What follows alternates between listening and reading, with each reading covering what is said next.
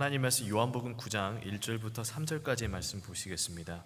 요한복음 9장 1절부터 3절까지 말씀입니다.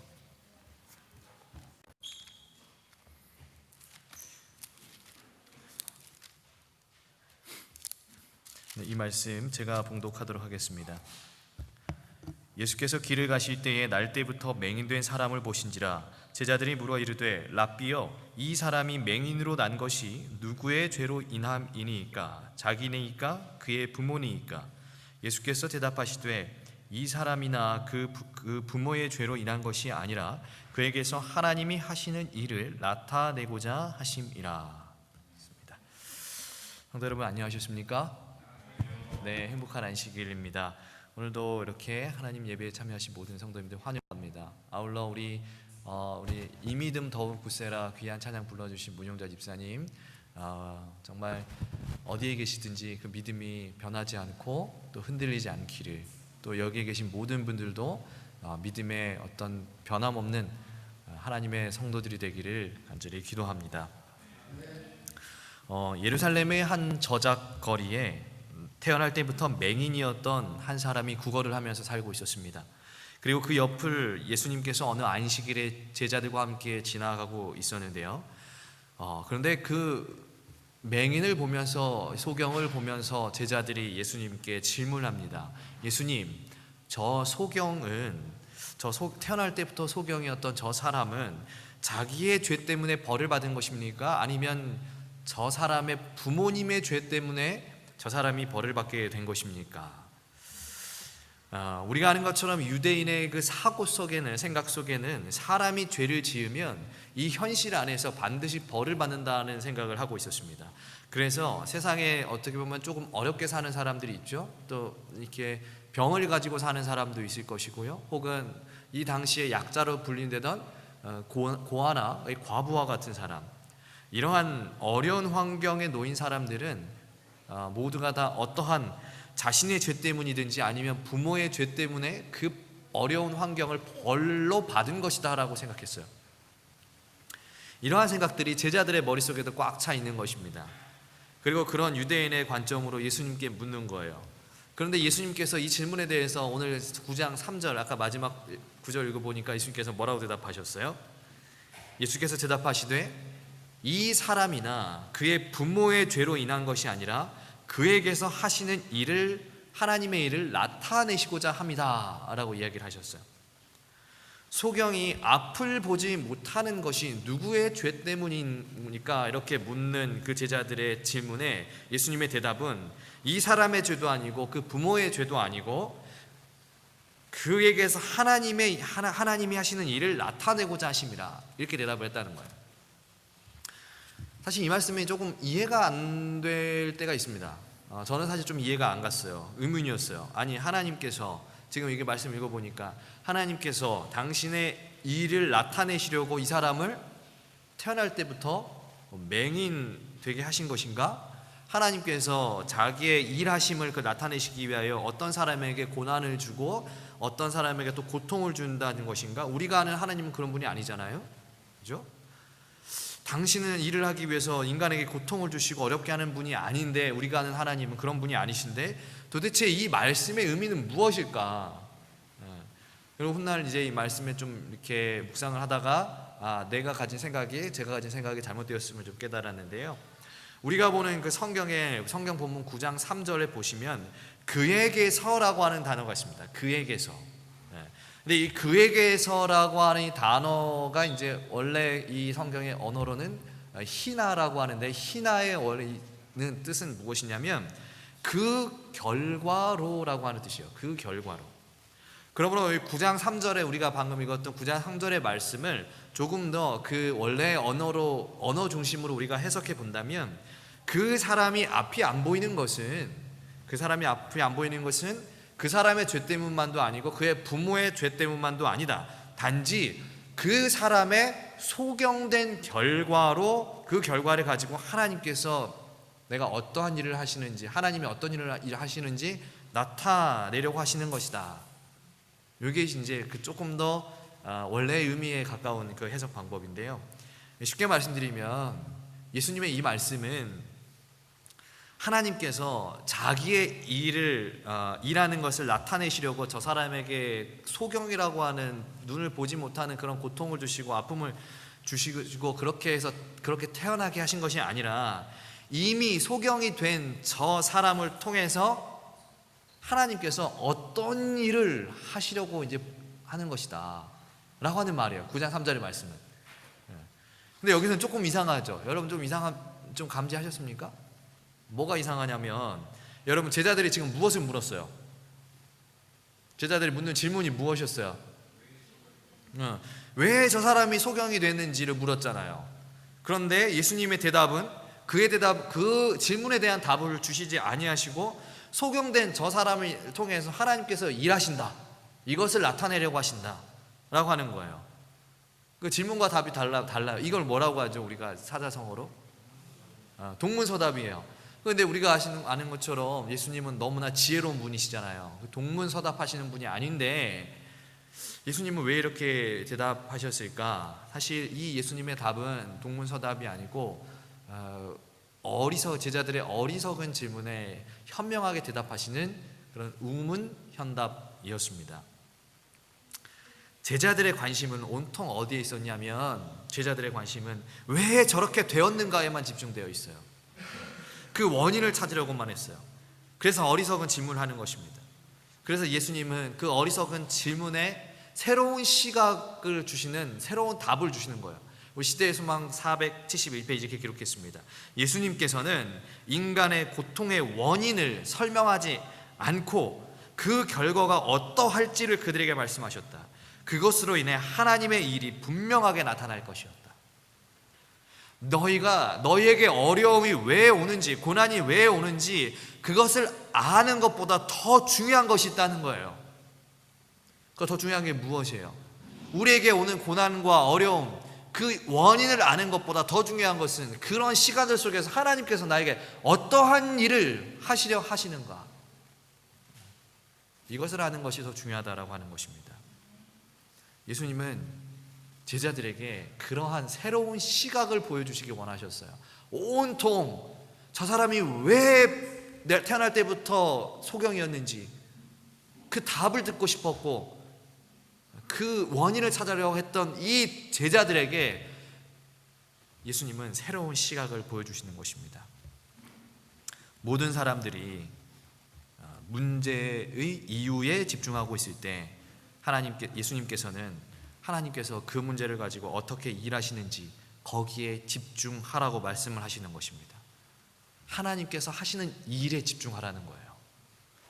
여러분, 오늘 이 시간 이 소경을 고치신 예수님 모습을 통해서 오늘 이 사실을 우리가 배워야 할 교훈입니다. 여러분, 오늘 우리의 삶에 어려움이 있습니까? 또 때로는 힘든 일도 있고요, 고난의 시간으로 느껴지는 때가 있고 너무 아픔과 고통이 있을 수도 있고 또 이해가 되지 않은 하나님의 일들이 있을 수 있습니다. 오늘 우리는 그런데 이러한 일들이 있을 때 하나님께 질문합니다. 왜 나에게만 이러한 어려움이 있는지, 왜 나에게만 정말 고통이 있는 것 같고 다른 사람은 다 행복해 보이는데 왜 나만 이렇게 어려움이 있는지, 이렇게 질문을 하게 돼요. 그런데 그러한 질문보다 우리가 더 심도 있게 하나님께 물어야 하는 것은, 하나님, 이 고난의 시간을 통해서 나에게 무엇을 보여주시기 원하시는 것입니까? 이 어려움의 시간을 통해서 하나님, 나에게 어떠한 일을 하시려고 하시는 것입니까? 이 질문이, 이 기도가 우리에게 더 깊은 질문이 되어야 되고 우리 삶 속에 더 큰 기도의 제목이 되어야 하는 것입니다.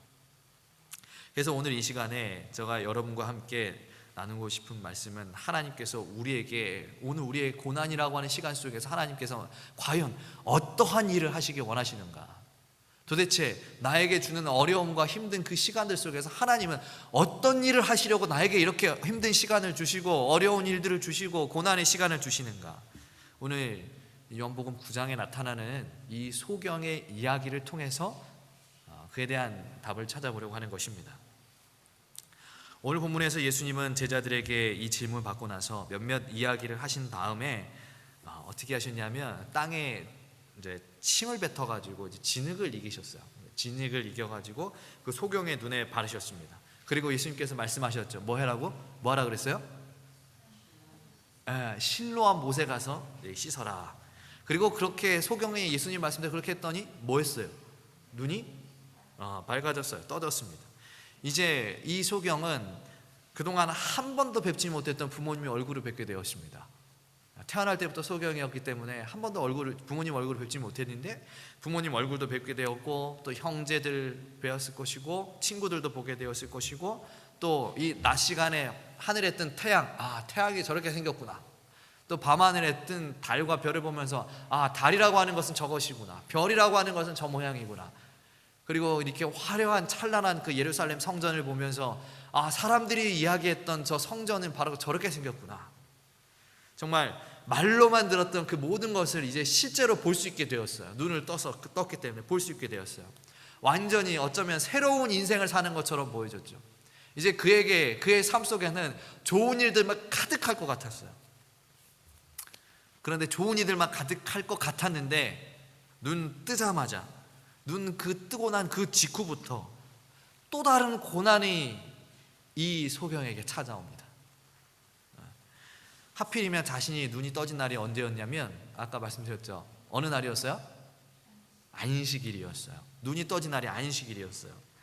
그런데 이 안식일에 눈을 딱 뜨니까 누가 찾아왔냐면 바리새인들이 찾아오는 거예요. 바리새인들이 찾아와가지고 이 안식일에 누가 너의 눈을 떠주게 했는지 추궁을 하는 것입니다. 신문을 하는 거예요.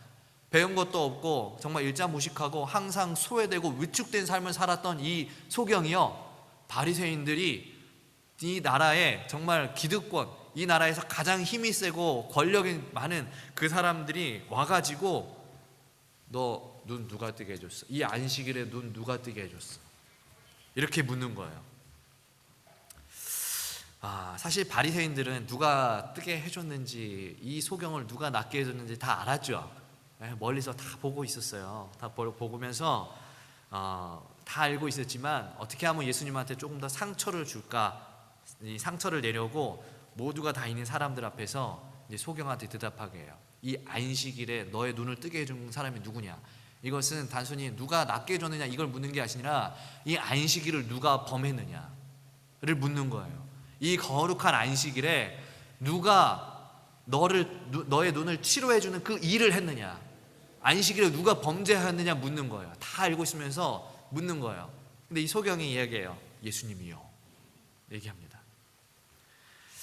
그런데 이 소경의 대답을 들은 바리새인들이 갑자기 또 예수님을 비난하기 시작합니다. 예수님을 공격하기 시작해요. 예수는 선지자도 아니고 하나님이 보내신 자도 아니고 심지어 안식일까지 그러면 어긴 죄인이다, 이러면서 예수님을 비난합니다. 여러분, 바리새인의 심정, 지금 이 순간에 이 맹인의 심정, 눈을 뜬 이 맹인의 심정은 어땠을까라는 생각을 해보게 돼요.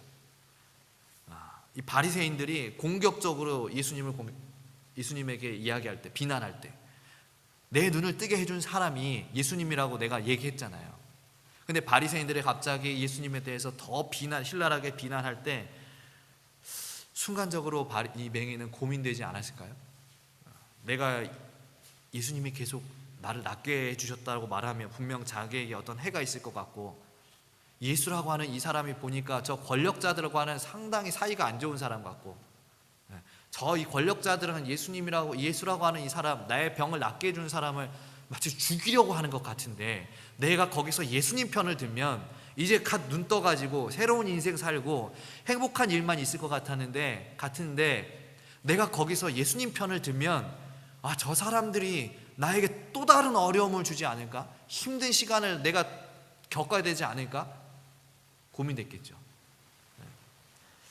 저 바리새인들한테 찍혀서 어려움을 당할 수도 있을 것 같은데 어떻게 하면 좋을까? 심지어 22절에 보면은 이 맹인의 부모님, 이 바리새인들이 맹인의 부모님한테도 물어봤어요.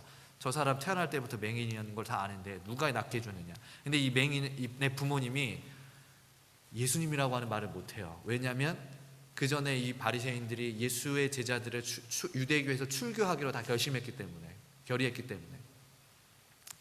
그래가지고 이 맹인의 부모님이 뭐라고 했냐면, 우리 아들이 다 장성했으니까, 다 컸으니까 직접 물어봐라.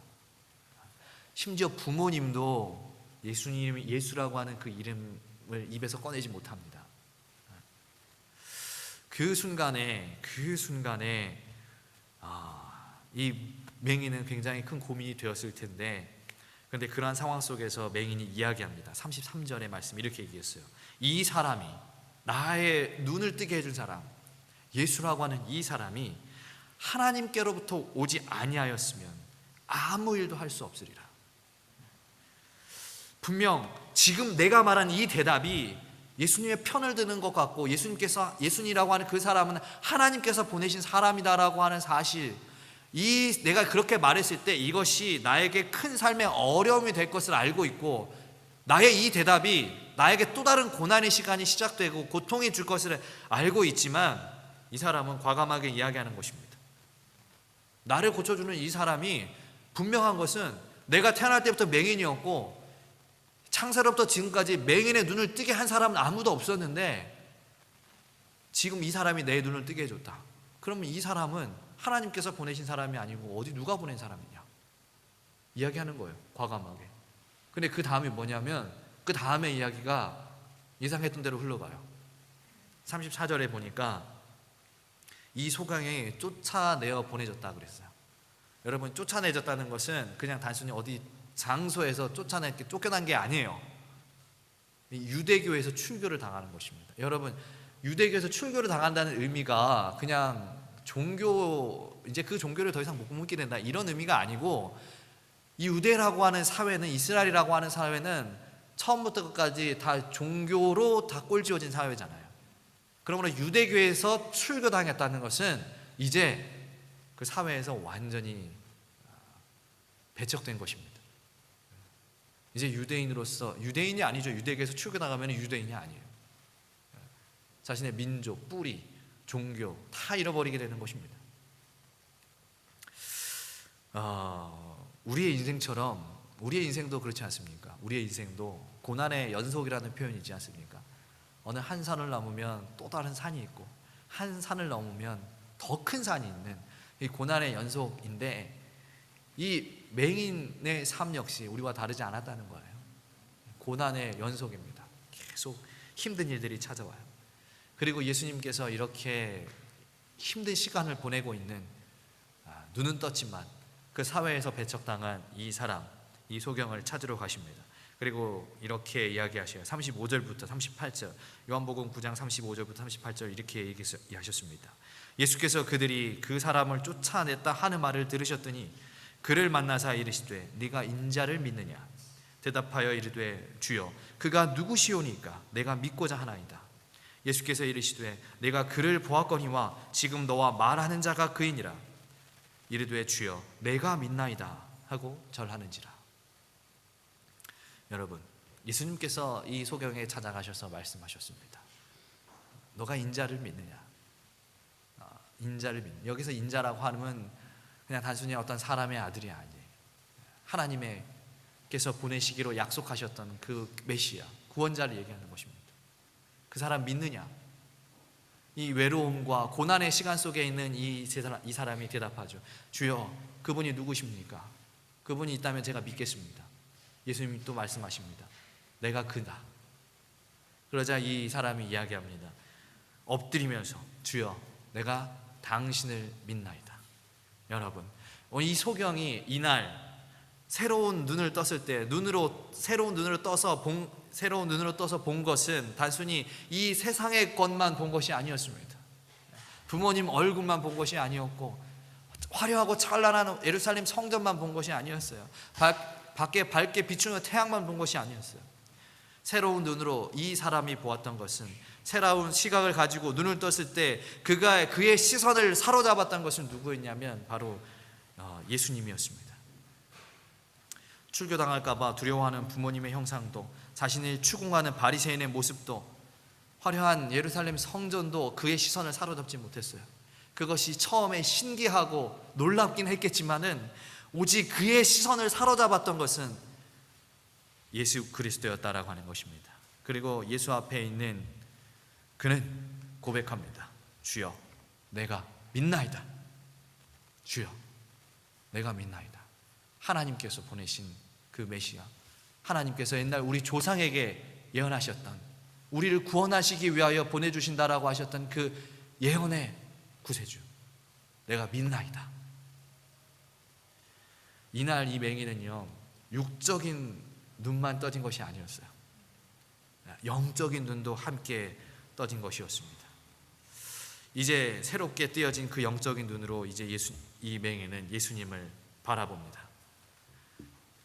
이 맹인에게 예수님은 세상의 그 어떤 유명한 안과 의사도 아니었고, 세상 사람들이 존경하는 어떤 위대한 선생님도 아니었고, 또 어떤 하나님께서 보내신 어떤 선지자도 아니었어요. 이 맹인에게 예수님은 나를 구원해 준 메시아, 나를 이 험한 고통과 고난과 어려움의 시간 속에서 나를 해방시켜 줄 나의 구세주. 이제 그는 예수님을 그렇게 받아들이는 것입니다. 오늘 본문 9장 3절에 예수님께서 말씀하셨습니다. 아까 읽었던 말씀, 이 사람의 소경된 것을 가지고 하나님의 일을 나타내신다. 하나님의 일이 무엇인가? 하나님의 일이 무엇이었습니까? 이 사람이 소경된 것을 가지고 하나님께서 하신 일이 무엇이었어요? 그것은 딱 하나예요. 예수님을 보게 하는 것. 너무나도 힘들고 아픔 속에서 큰 고통이 계속해서 밀려오는 그러한 시간들 속에서 산을 넘어도 고통에 끊이지 않는 이 세상 속에서 하나님께서 그에게 주셨던 이 소경이라고 하는 그 고통을 가지고 하나님께서 하셨던 일은 다 하나, 예수 그리스도를 보게 하는 일이었다라고 하는 것입니다. 이처럼 하나님께서는 우리의 어려움을 통해서 예수님을 보여주시기를 원하시는 것입니다. 우리의 인생에 어쩌면 고난과 어려움의 시간이 끊이지 않을 수 있어요. 하나님께서 내 인생 속에 조금 더 오래 살고 조금 더 건강하고 조금 더 부유하고 조금 더 높은 자리에 올라가게 하는 일들을 하지 않으실 수 있습니다. 어쩌면 그렇게 하나님께서 우리를 그렇게 해주시지 않음으로 인해서 우리는 고통을 느끼고 고난을 느끼고 더 힘듦을 많이 느끼고 어려움을 많이 느낄 수 있어요. 가난해서 힘들 수도 있고, 몸이 건강하지 않아서 아플 수 있고, 내가 이루려고 그렇게 노력한 것들이 실패됨으로 인해서 상처를 입을 수도 있고, 그런데 그 모든 시간들 속에서 하나님께서 우리에게 오직 이루고 싶으신 것은 무엇이냐면 그리스도를 보게 하는 것이다 라고 하는 것입니다. 우리는 그러한 고난과 어려움을 통해서 경험할 수 있어야 합니다. 하나님께서는 누구보다 사람을 사랑하신다, 우리를 사랑하신다. 누구보다 사람을 사랑하신다는 하나님께서 당신의 백성들에게 그런 어려움과 고난의 시간을 허락하신 이유는 단 하나다. 그것은 우리로 하여금 이 고난의 문제를 해결하실 수 있는 그리스도를 바라보게 하십니다. 이 하나를 우리가 기억해야 합니다. 제가 많은 분들 아시겠지만 어릴 적에 있었던 가장 큰 트라우마라고 할까요? 왜 항상 머릿속에 기억했던 것이 하나가 있었습니다. 그것이 무엇이냐면, 왜 나에게는 부모님이 계시지 않을까? 모두가 다 부모님과 함께 이 운동회 하면은 부모님하고 같이 오고, 급식 반찬을 배분할 때도 부모님이 하시는데 왜 나는 부모님과 함께 하지 못할까? 라고 하는 것이 제 청소년기까지의 계속된 질문이었고 의문이었고 고민이었고, 저에게 어쩌면 큰 트라우마였습니다. 왜 나에게는 부모님 대신에 할아버지 할머니가 계실까? 그런데 지금 이 순간 제가 신앙을 하고 하나님을 믿기 시작하는 그 순간부터 돌아보았을 때 그 시간은 나에게 너무나 힘들고 나를 괴롭게 하는 시간이었지만, 내가 많이 믿지 않는 부모님 밑에서 자랐다면 내가 지금 하나님을 믿고 살아갈 수 있었을까? 그리고 하나님께서 신앙을 하시는 조부모님 밑에서 자랐기 때문에 내가 지금까지 신앙을 하며 살 수 있었겠구나 라는 생각을 하게 되는 거예요. 이처럼 여러분요, 하나님은요 이 세상의 모든 우리의 삶을 역전하실 수 있는 분이에요. 지금의 우리에게 오는 그 힘듦과 어려움에 우리가 낭망할 필요가 없는 것입니다. 슬퍼할 필요가 없는 거예요. 그러므로 여러분, 우리의 삶에 혹시 어려움이 있고 슬픈 일이 있거든, 여러분 낭망하지 마시고 포기하지도 마시고, 우리의 삶에 정말 신앙에 어쩌면 큰 슬럼프가 찾아올지라도 여러분 그 슬럼프에 우리가 져서는 안 되는 것입니다. 왜냐하면 하나님께서 그 슬럼프를 사용하셔서 우리에게 더 큰 역사를 이루시는 분이기 때문에 그러한 것입니다. 오늘 우리의 삶, 너무나 답답하고 녹록하지 않는 현실과 풀리지 않는 문제를 우리가 신음하고 있는 우리의 삶에 하나님께서 나에게 어떠한 일을 하시려고 하시는지 그것에 우리가 집중하는 모든 성도님들 되셨으면 좋겠습니다. 이처럼 하나님은 맹인의 어려움과 그 고난의 시간을 통해서 구원자이신 그리스도를 만나게 해주셨습니다. 여러분도 예수님 만나고 싶으신가요? 하나님께서 여러분에게 예수님을 소개시켜 주시기 위해서요, 지금도 부단히 여러분을 위해서 노력하고 일하고 계셔요. 그리고 우리에게 한 가지 미션을 주셔요. 우리가 그리스도를 만나기 위해서 우리가 해야 하는 한 가지 미션이 있어요. 그 미션이 무엇인지 오늘 이야기를 배경으로 우리가 살펴보면 그 미션은 바로 실로암 못에 가서 씻으라는 거예요. 실로암 못에 가서 씻으라.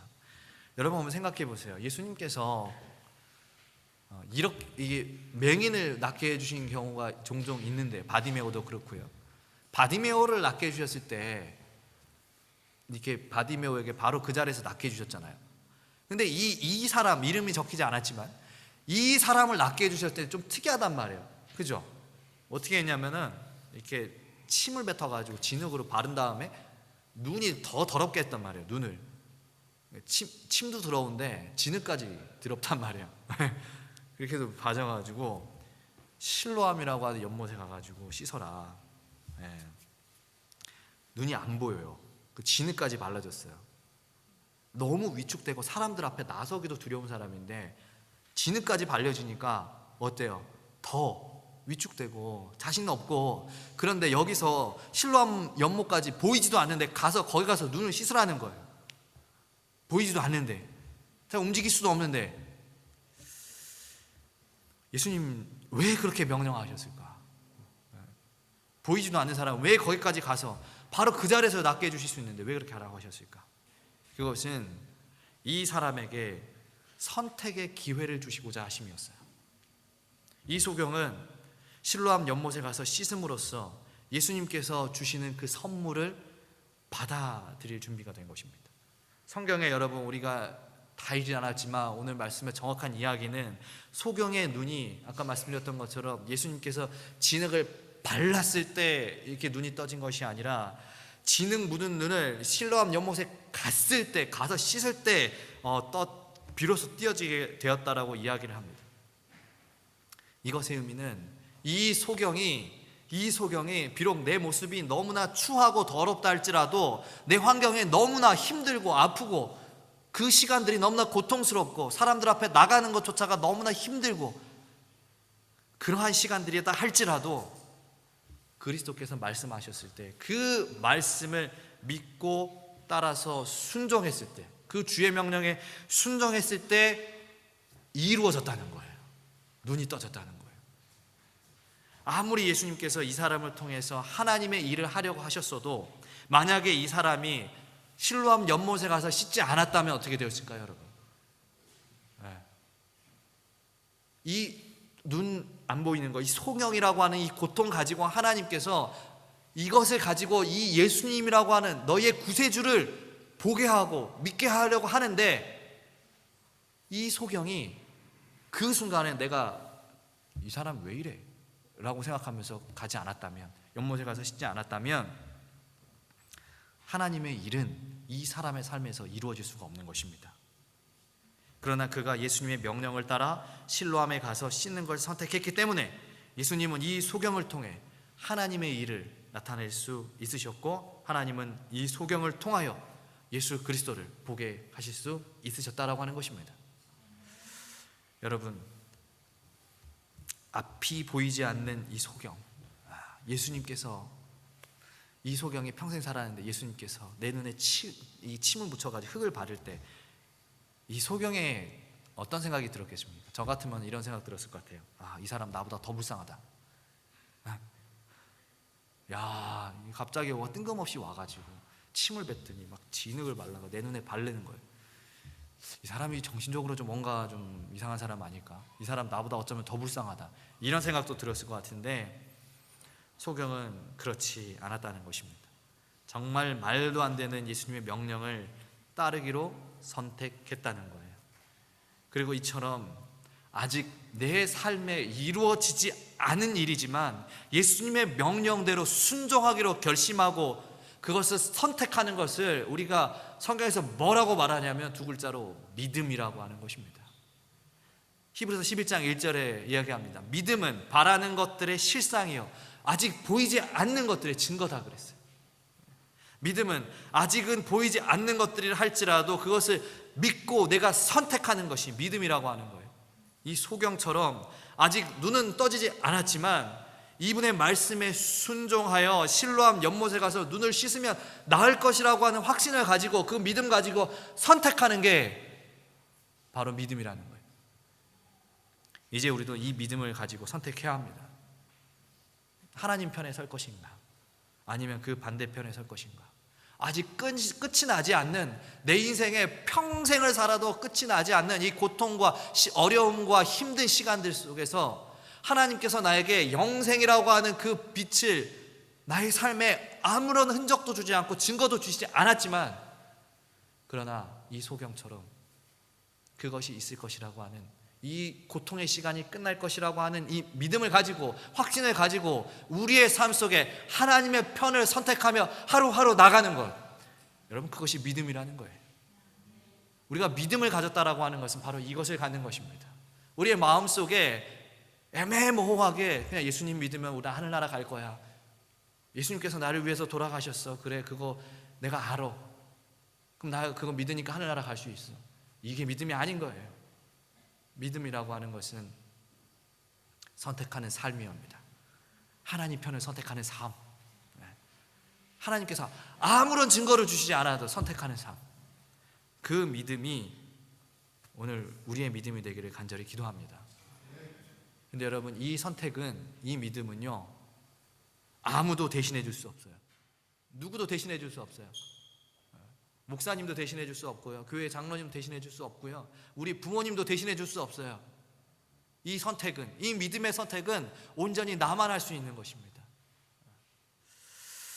심지어 하나님도 그것을 강제하지 않으신다 그랬어요. 만약에 하나님께서 그것을 강제하셨다 그러면 하나님 사랑하는 백성 다 강제로 너 다 이 편 선택해 라고 그렇게 우리를 다 프로그래밍 시켜주겠죠. 근데 그렇게 하지 않으셨어요. 이 선택의 문제는 여러분 전적으로 나에게 달려있음을 여러분 기억하십시오. 그러므로 여러분 이제 나의 삶에서 예수님을 바라보는 삶을 살기로 선택하기는 우리 모든 성도님들 되시길 바랍니다. 하나님께서 나를 위해서 하시는 일, 그 고난과 어려움의 시간을 통해서 그리스도를 바라보게 하시는 그 일, 그 일을 여러분 기억하시고 그 일에 우리의 모든 선택들이 꼴지어지기를 기도합니다. 여러분 장대에 높이 들린 노뱀 이야기 아시잖아요. 그 노뱀을 쳐다본 즉 살리라 말씀하셨습니다. 우리가 그리스도를 바라보기를 선택한다면 우리는 살 수 있습니다. 오늘 이 시간 여전히 죄인이고 또 어쩌면 여전히 장애가 있고 어쩌면 여전히 흑암 중에 살아가는 우리에게 찾아오셔서 하시는 하나님의 일, 우리의 어려움을 통해서 하나님께서 무슨 일을 하시려고 하는가에 대한 이야기를 살펴보았습니다. 그리고 그 하나님의 일은 우리로 하여금 그리스도를 바라보게 하는 것이었다라는 사실을 우리가 말씀 통해서 깨달았는데요. 근데 우리가 여기서 한 가지 중요하게 더 기억할 것이 있습니다. 우리가 우리의 그 고난과 어려움을 통해서 하나님께서 예수님을 바라보게 하시는데, 그런데 우리가 그 고난과 어려움, 우리에게 너무 힘들고 너무 아프지만 하나님께서 우리에게 그리스도를 바라보게 하시게 하기 위하여 우리보다 더 큰 고통을 당하셨다라고 하는 것입니다. 사랑하는 독생자 예수 그리스도, 독생자, 자기의 하나밖에 없는 독생자 그리스도 예수를 우리를 살리시기 위해서 아버지는 보내셔야 했고, 또한 독생자 예수님은 이 땅에 오셔서 우리의 창조자가 되신 그분은 그 손수 만드신 그 피조물에 의해서 죽으셔야 했다라고 하는 것입니다. 이 세상에서 우리가 경험할 수 있는 가장 큰 고통, 가장 큰 어려움, 그 어떤 것도 예수님께서, 하나님께서 당하신 그 고통에 비하면 그 어떤 것도 비교가 안 되는 거예요. 하나님께서 우리의 어려움 가지고 예수님을 보게 하기 위해서, 그리스도를 바라보게 하기 위해서, 우리를 살리시기 위해서 얼마나 큰 고통을 당하셨는지 기억하시면서 여러분 지금 나에게 오는 그 힘듦과 어려움들 이겨내시기를 간절히 기도합니다. 오늘 이 말씀처럼, 오늘 우리에게 주어진 말씀처럼 이제 우리에게 다가오는 어려움들을 하나님의 약속 믿으며 승리하는 성도님들 되길 바라면서 오늘 말씀 마칩니다.